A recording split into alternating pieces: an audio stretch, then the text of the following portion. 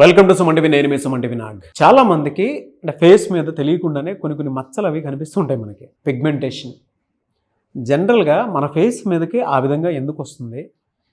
అంటే మనం తీసుకునేటువంటి ఫుడ్ హ్యాబిట్స్ వలన, లేదు అనుకుంటే బయట నుంచి వచ్చేటువంటి ఫారెన్ పార్టికల్స్ వలన ఆ విధంగా అయిపోతుందా, లేదా జెనెటికల్ ఎఫెక్టా? అసలు ఏ విధంగా ఉంటుంది, ఎందుకు ఆ విధంగా మనకు అవుతుంది, మన స్కిన్ మీద అసలు ఎందుకు ఈ విధంగా అవుతుంది అనేది ఈరోజు మనతో పాటు కేహ స్కిన్ అండ్ హెయిర్ క్లినిక్ నుంచి డాక్టర్ దుర్గా కళ్యాణ్ గారు ఉన్నారు. 15 సంవత్సరాల ఎక్స్పీరియన్స్ కలిగినటువంటి వ్యక్తి. ఇప్పటికీ కూడా చాలామంది ఫారెన్ నుంచి వచ్చి కూడా మేడం దగ్గరికి వచ్చి ట్రీట్మెంట్ తీసుకుంటూ వెళ్తూ ఉంటారు. సో అసలు ఎందుకలా, అంటే ఆ పిగ్మెంటేషన్ ప్రాసెస్లో మనకు అవి ఏ విధంగా స్కిన్ పాడవుతుంది అనేటువంటిది కూడా వారి మాటలో తెలుసుకుందాము. Hello ma'am. హలో అండి.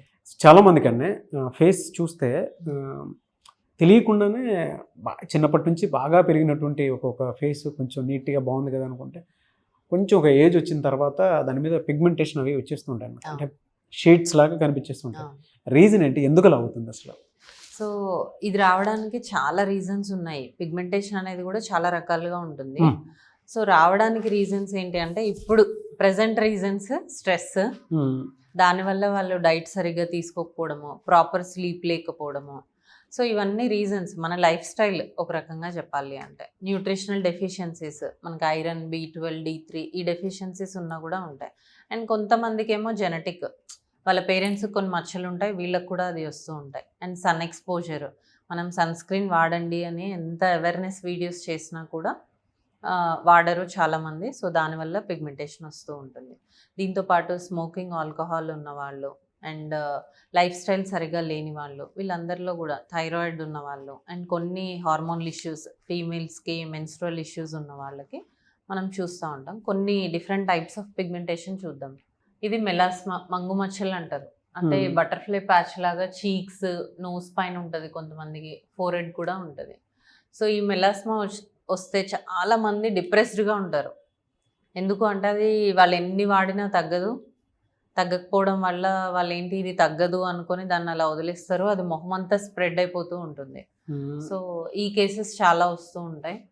అండ్ ఇది ఫేషియల్ హైపర్మెలనోసిస్ అంటాం. ఎక్కడైతే మనకి ఎండ పడుతూ ఉంటుందో, సన్ ప్రొటెక్షన్ లేకుండా మనం ఎండకి వెళ్తూ ఉంటామో అక్కడ కొంతమందికి ఇలా అవుతూ ఉంటుంది. హెయిర్ కలర్ వల్ల కూడా కొంతమంది dark black hair colours use చేస్తూ ఉంటారు. వాళ్ళకి గ్రాడ్యువల్గా స్కిన్ కూడా ఇలా బ్లాక్ అయిపోతుంది అనమాట. భయంకరంగా ఉందండి ఫేస్ అయితే. చూడండి, సో వాళ్ళ మైండ్ స్టేటస్ ఎలా ఉంటుందో ఆలోచించండి. చాలా మనస్తాపానికి గురైపోతుంటారు. చాలా ఎవరో ఒకళ్ళు వచ్చి ఏంటి మీ ఫేస్ ఇలా అయిపోయింది అనగానే చాలా డిప్రెస్ తెలియకుండానే సైకలాజికల్ స్టేట్ ఆఫ్ మైండ్, ఏదో బాడీ షేమింగ్ చేశారన్నంత ఇదిగానే ఉంటుంది. దానివల్ల ఇబ్బంది ఏమి ఉండదు, కానీ ఎవరైనా అనేసరికి అలా ఫీల్ అవడము, ఇలా ప్రెజెంటేషన్స్ ఇస్తున్న వాళ్ళకి, హెచ్ఆర్స్కి కానీ దానికి వాళ్ళకి చాలా డిప్రెస్డ్గా ఉంటూ ఉంటారు అనమాట. ఇది స్టిరాయిడ్ ఇండ్యూస్డ్. చాలామంది ఏం చేస్తారంటే OTC products over the counter వెళ్ళేసి మేము ఫెయిర్ అవ్వాలి అనేది తీసుకుని వాడుతూ ఉంటారు. దాంట్లో స్టిరాయిడ్స్ ఉంటాయి, దానివల్ల వచ్చే సైడ్ ఎఫెక్ట్స్. అండ్ ఇది క్లోయాస్మా. కొంతమందికి ప్రెగ్నెన్సీలో పిగ్మెంటేషన్ వస్తుంది, చీక్స్ కానీ ఫోర్హెడ్ కానీ, వాళ్ళు ఇమ్మీడియట్గా దాన్ని ట్రీట్ చేసుకోరు. దానివల్ల అది ఇంకా అలా పర్సిస్ట్ అయిపోతుంది అనమాట. స్మోకింగ్, ఆల్కహాల్ మనం అనుకున్నాం కదా, స్మోక్ చేసే వాళ్ళకి ఇక్కడ ఇంకా ఈ పిక్చర్లో క్లారిటీ లేదు, బట్ ఇక్కడ లైన్స్ ఎక్కువ రావడము, ఫోర్హెడ్ కూడా చాలా లైన్స్ రావడం, ఈ 25-30 ఇయర్స్ వాళ్ళే చాలా ఏజ్డ్గా అనిపించడము, ఏజింగ్ ఫేస్ లాగా అయిపోతుంది. సో ఇలా పిగ్మెంటేషన్స్ రకరకాల రీజన్స్ ఉంటాయి, రకరకాల టైప్స్ ఉంటాయి.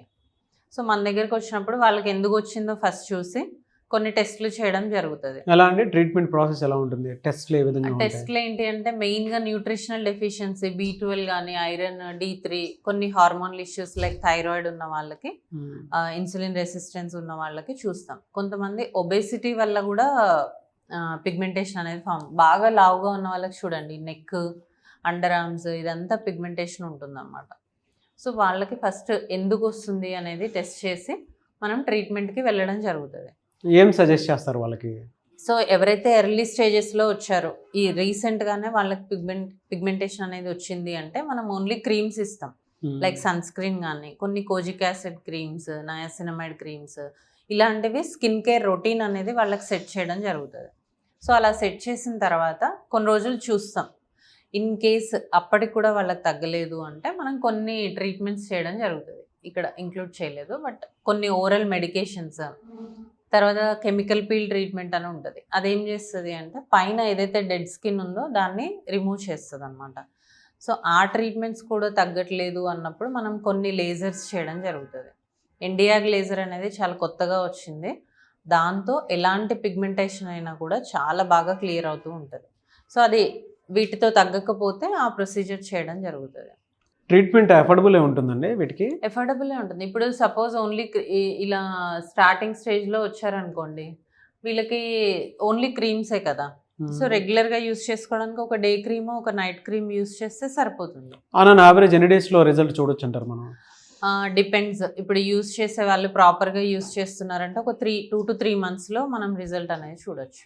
ఎలా అండి, అంటే ఈ ట్రీట్మెంట్ ప్రాసెస్ అదంతా ఎన్ని డేస్ ఉండే అవకాశం ఉంటుంది మీ దగ్గర? ఇప్పుడు వాళ్ళు వచ్చిన తర్వాత వాళ్ళకి అండర్లైన్ కండిషన్స్ ఏదైనా, వాళ్ళకి సివియర్ థైరాయిడ్ ఉంది, అప్పటి వరకు తెలియదు, అప్పుడు ఫైండ్ అవుట్ చేస్తాం కదా మనము. సో ఫస్ట్ అది కరెక్ట్ చేసుకొని ఆ తర్వాత మనం పిగ్మెంటేషన్కి ట్రీట్మెంట్ ఇవ్వడం జరుగుతుంది. సో ఎవరైనా వస్తే ఫస్ట్ అది ఎందుకు వస్తుంది, ఎన్ని రోజుల నుంచి ఉంది, వాళ్ళు ప్రజెంట్గా యూజ్ చేసే మెడిసిన్ ఏంటి, వాళ్ళ లైఫ్ స్టైల్ ఏంటి, అవన్నీ చేంజ్ చేసి తర్వాత మాత్రమే ప్రొసీజర్స్కి వెళ్ళడం ఉంటుంది.